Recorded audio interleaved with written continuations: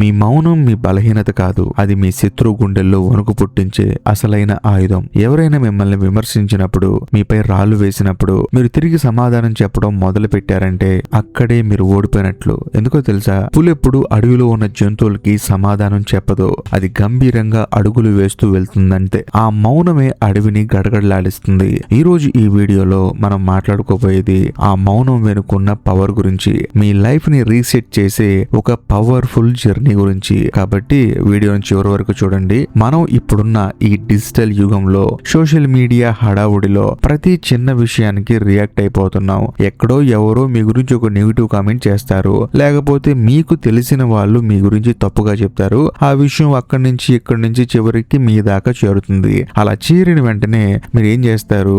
వెంటనే మీ లోపల ఉన్న ఈగోని నిద్ర లేపుతారు. వాడికి ఎంత ధైర్యం ఉంటే నన్ను ఆ మాట అంటాడని చెప్పేసి, నేనేంటో చూపిస్తానని చెప్పేసి మీరు వాడి గురించి ఆలోచించడం మొదలు పెడతారు. అంతేకాకుండా ఫస్ట్ ఏం చేస్తారు? మొదట వాట్సాప్ స్టేటస్ పెడతారనమాట. ఈ డిజిటల్ యుగం అని చెప్పేసి నేను అందుకనే ఆ వాట్సాప్ స్టేటస్ లో వాడికి తగిన విధంగా ఉండే ఒక స్టేటస్ పెడతారు. అంటే మీరు నన్ను ఏం చేయలేరు, నేను అది నేను ఇది అని చెప్పేసి ఏదో డౌన్లోడ్ చేసేదో పెడతారు. కాకపోతే అవతల వాడు చూశాడా లేదా అని చెప్పేసి మీరు దాన్ని వాడు చూడాలని చెప్పేసి ఇంటెన్షన్ తో ఉంటారు. వాడు చూడనంతసేపు గిలగలా కొట్టేసుకుంటారు. బట్ వాడు చూసిన తర్వాత హ్యాపీగా ఫీల్ అవుతారు. కానీ ఇక్కడ మీకు అర్థం కాని విషయం ఏంటంటే, ఎవరి ఎనర్జీ ఎక్కువగా స్పాయిల్ అయిపోయింది. నిజం చెప్పాలంటే మీ ఎనర్జీ స్పాయిల్ అయిపోయింది. ఎందుకంటే వాడు ఒక్కసారి అనేసి వెళ్ళిపోయాడు, వాడి పని వాడు చేసుకుంటూ ఉన్నాడు. కానీ ఆ విషయం మీకు తెలిసిన తర్వాత నేను అది కాదు ఇది అని చెప్పేసి ప్రూవ్ చేసుకోవడానికి మీరు పడిన తాపత్రయం అంతా ఇంత కాదు. గుర్తుపెట్టుకోండి, మీరు మిమ్మల్ని విమర్శించే ప్రతి ఒక్కరికి సమాధానం చెప్పాలని చెప్పేసి నిర్ణయించుకుంటే మీరు వెళ్లాల్సిన గమ్యం ఎప్పటికీ చేరుకోలేరు. ఈ రోజుల్లో అందరికీ అటెన్షన్ కావాలి. మీరు రియాక్ట్ అయితేనే వాళ్ళకు వాల్యూ అన్నమాట. చాలా మంది ఏంటంటే ఒక మాట అనేస్తారు, ఎందుకు? అవతలి వాడు వాడికి సమాధానం చెప్తాడు కాబట్టి. అందులోనూ అవతలి వాడు సమాధానం చెప్తే వీడి మాటలకి వాల్యూ ఉన్నట్లు. అసలు వీడి మాటలకి వాల్యూ లేకపోతే అవతలి వాడు సమాధానం చెప్పడు. ఇది మెయిన్ పాయింట్ అన్నమాట. సో మీరు కూడా మిమ్మల్ని విమర్శించే ప్రతి ఒక్కరికి సమాధానం చెప్పాల్సిన అవసరం లేదు. మీరేంటో మీకు తెలుసు. అందులోని మీకంటూ ఒక జీవిత లక్ష్యం ఉంది. అలాంటప్పుడు ప్రతి ఒక్కరికి సమాధానం చెప్పుకుంటూ ప్రతి ఒక్కరికి మీరేంటో చూపించుకుంటూ పోతే మీ జీవితంలో ఉన్న ప్రశాంతత పోతుంది. ఆ తర్వాత మీ జీవిత లక్ష్యం చేరుకోవడం కూడా కష్టమైపోతుంది. సో వీటన్నిటిని పక్కన పెట్టేసి మీ ఫోకస్ మీ లక్ష్యం మీద ఉండాలి తప్ప వేరే వాళ్ళ మాటలకి రిప్లై ఇచ్చే పని మీద అస్సలు ఉండకూడదు. అసలు సమస్య ఎక్కడి నుంచి వస్తుంది అంటే, మనకి రియాక్ట్ అవడం ఎందుకు అలవాటు అయిపోద్ది అంటే, మన మీద మనకి నమ్మకం తగ్గడం వల్ల. ఒక వ్యక్తి మిమ్మల్ని మీరు పనికిరారు అని చెప్పేసి అన్నప్పుడు మీలో కోపం వస్తుందంటే దానికి కూడా ఒక కారణం ఉంది. మీ లోపల ఎక్కడో మీకు కూడా ఆ భయం ఉందన్నమాట. మీకు మీ బలం మీద మీ టాలెంట్ మీద 100% క్లారిటీ ఉంటే వాడు ఎన్ని మాటలన్నా సరే మీకు కోపం రాదు. ఒకవేళ మీ మీద మీకు డౌట్ ఉంటే మాత్రం ఖచ్చితంగా ప్రతి ఒక్కడి మాటకి మీకు కోపం వచ్చేస్తుంది. స్వామి వివేకానంద గారు ఒకప్పుడు ఏం చెప్పారంటే, లోకం మిమ్మల్ని పొగిడినా తిట్టినా మీకేం సంబంధం లేదు, మీ లక్ష్యం వైపు మీరు వెళ్తూనే ఉండండి. మనం ఇతరుల విమర్శలకు అంత వాల్యూ ఇస్తున్నామంటే మన ప్రయాణం కంటే వాళ్ళ మాటలే మనకి ముఖ్యమైపోయాయి అని చెప్పేసి అర్థం. అనవసరపు వాదన వల్ల మీ మైండ్ లో ఒత్తిడి పెరుగుతుంది. దీని వల్ల మీ ఆలోచన శక్తి తగ్గిపోతుంది. ఎదుటి వాడు మిమ్మల్ని గెలవనక్కర్లేదు, మిమ్మల్ని కోపానికి గురి చేసి మీ ప్రశాంతతను చెడగొడితే చాలు, వాడు గెలిచినట్లే.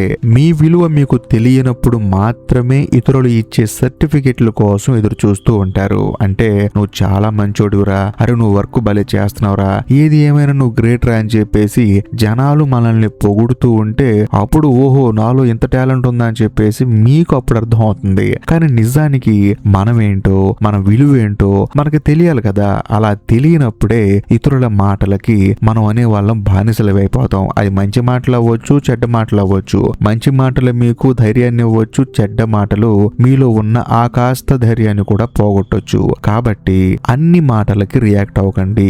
మిమ్మల్ని పొగిడినా రియాక్ట్ అవ్వకండి, తిట్టినా అసలు రియాక్ట్ అవ్వకండి. సరే మీకేంటంటే మీరు బాగానే చెప్తారు, మరి ఈ సమస్యని ఎలా అధిగమించాలి అంటే మాత్రం మౌనంగా ఉండండి. చాలా మంది ఏమంటారంటే అవతల వాళ్ళు అనేసి మాట్లాడంటే మౌనంగా ఎలా ఉంటాము, అలా ఉండటం కూడా చేతగానితనమే కదా అని చెప్పేసి అంటారు. కానీ నేనేమంటానంటే మౌనం అంటే చేతగానితనం కాదు, అదొక పవర్ఫుల్ స్ట్రాటజీ. యుద్ధంలో గెలవాలంటే కొన్నిసార్లు వెనక్కి తగ్గాలి. అలాగే జీవితం జీవితంలో గెలవాలంటే కొన్నిసార్లు మౌనంగా ఉండాలి. స్వామి వివేకానంద గారు ఒక గొప్ప మాట చెప్పారు. ముందు మిమ్మల్ని మీరు నమ్మండి, అప్పుడే ప్రపంచం మిమ్మల్ని నమ్ముతుంది. ఎవరైనా మిమ్మల్ని రెచ్చగొట్టాలని చూసినప్పుడు లేదా మీ మీద విమర్శలు చేసినప్పుడు 5 సెకండ్ల రూల్ పాటించండి. వెంటనే రియాక్ట్ అవ్వకండి. జస్ట్ ఒక 5 సెకండ్లు అలా చూస్తూ ఉండండి. ఆ తర్వాత ఒక చిన్న నవ్వు నవ్వి అక్కడి నుంచి వెళ్ళిపోండి. మీరు సమాధానం చెప్పకపోవటం వల్ల వచ్చే ఆ గ్యాప్ ఉంది చూసారా, అది ఎదుటి వ్యక్తిని ఉక్కిరి బిక్కిరి చేస్తుంది. మీ సైలెన్స్ అనేది ఎదుటివాడికి ఓ పెద్ద క్వశ్చన్ మార్క్ లా మిగిలిపోతుంది. ఎందుకంటే మీరు రియాక్ట్ అయితే ఏం చేయాలో వాడు ముందుగానే ప్రిపేర్ అయిపోయి ఉంటాడు. కానీ మీరు అసలు రియాక్ట్ అవ్వకుండా అక్కడి నుంచి వెళ్ళిపోతే వాడికి అవమానంగా ఉంటుంది. చుట్టూ చూసే వాళ్ళు కూడా నవ్వుతూ ఉంటారు. వీడిని అసలు పట్టించుకోకుండా వెళ్ళిపోయాడరా, వాడిని అసలు లెక్క కూడా చేయలేదురా అని చెప్పేసి. వివేకానంద గారు తన అమెరికా పర్యటనలో ఉన్నప్పుడు చాలా మంది ఆయన్ని హేళన చేశారు, విమర్శించారు. కానీ ఆయన దేనికి వెనక అడుగు వేయలేదు, గొడవలు పెట్టుకోలేదు. ఆయన మౌనంగా ఉండి తన పని తాను చేసుకుంటూ వెళ్లారు. చివరికి చికాగో ప్రసంగంలో ఆయన గొంతు విప్పినప్పుడు ప్రపంచం మొత్తం షాక్ అయిపోయింది. మౌనం అనే ఆయుధంతో ఆయన ప్రపంచాన్ని జయించారు. మీరు కూడా మీ పనితోనే సమాధానం చెప్పాలి తప్ప మాటలతో కాదు.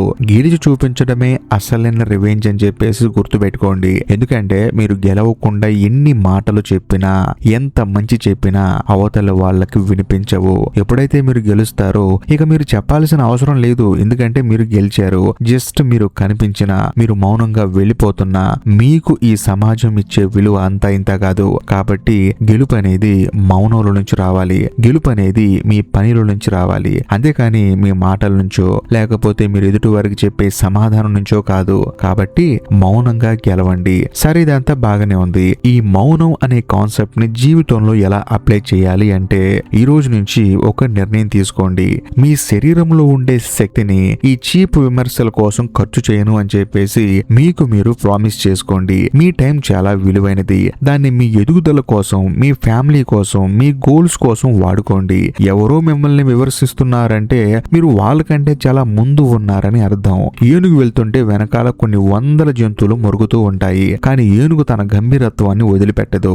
మీరు కూడా ఆ ఏనుగులా ఉండాలి. ప్రతిరోజు ఉదయం లేవగానే ఈ రోజు నా ప్రశాంతతని ఎవ్వరూ పాడు చేయలేరు, ఒకవేళ చెయ్యాలని వచ్చినా నేను ఆ ఛాన్స్ కూడా ఇవ్వను అన్నట్లు మీరు బిహేవ్ చేయాలన్నమాట. వివేకానంద గారు అన్నట్లు ఒక ఆలోచనను తీసుకోండి. ఆ ఆలోచనే మీ జీవితంగా మార్చుకోండి. దాని గురించి కలలు కనండి. దానికోసమే బ్రతకండి. మీ మైండ్ లో ఎప్పుడు మీ సక్సెస్ మాత్రమే రన్ అవ్వాలి. మీ చుట్టూ ఉన్న నెగిటివిటీ ఫిల్టర్ చేయడం నేర్చుకోండి. మౌనంగా ఉండి మీ శక్తిని కూడగట్టుకోండి. ఆ శక్తిని మీ లక్ష్యం కోసం వాడండి. మీ రిజల్ట్ చూసి లోకం ఆశ్చర్యపోవాలి. ఈ రోజు మిమ్మల్ని అందరూ విమర్శిస్తున్నా లేకపోతే ఏదో ఒకటి అంటున్నా సరే మీరు మాట్లాడాల్సిన అవసరమే లేదు. ఏదో ఒక రోజు వాళ్ళందరికీ మీ సక్సెస్ తో సమాధానం చెప్పే రోజు వస్తుంది. కాబట్టి మీ ఆలోచన విధానాన్ని మార్చుకోండి. మీకోసం, మీ కుటుంబం కోసం, మీ జీవిత లక్ష్యం కోసం మాత్రమే ఆలోచించండి.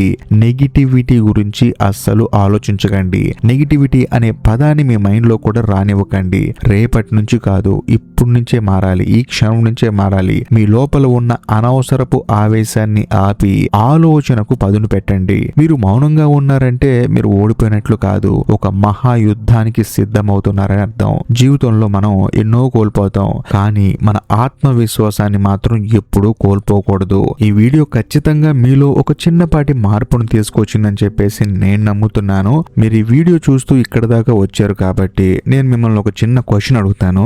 మీ మీద ఎవరో ఒక చిన్న విమర్శ విసిరినప్పుడు మీరు తిరిగి మళ్ళీ వాళ్ళకి ఇంకో సమాధానం విసురుతారా, లేకపోతే సైలెంట్ గా మీ పని మీరు చేసుకుంటూ వెళ్తారా? ఏం చేస్తారో కింద కామెంట్ చేయండి. ఎందుకంటే మీరు చేసే కామెంట్ అనేది ఇంకో 10 మంది ఆలోచనల్ని మార్చవచ్చు. కాబట్టి కామెంట్ చేయండి. అంతేకాకుండా ఈ వీడియో కనుక మీకు నచ్చినట్లయితే లైక్ చేయండి. మీ ఫ్రెండ్స్ అండ్ ఫ్యామిలీ మెంబర్స్ కి షేర్ చేయండి. ఇంకా ముఖ్యంగా ఈ వీడియో ఎండ్ కార్డ్ సెక్షన్ లో మీకోసం ఇంకొక 2 అద్భుతమైన వీడియోలు పిన్ చేసి పెట్టాను. వాటిని కూడా చూడండి. ఇంకా లాస్ట్ అండ్ ఫైనల్ గా నేను మీకు చెప్పొచ్చేది ఏంటంటే, ఇప్పటికీ మీరు మన ఛానల్ ని సబ్స్క్రైబ్ చేసుకోకపోతే దయచేసి సబ్స్క్రైబ్ చేసి బెల్ ఐకాన్ ప్రెస్ చేయండి. బాయ్.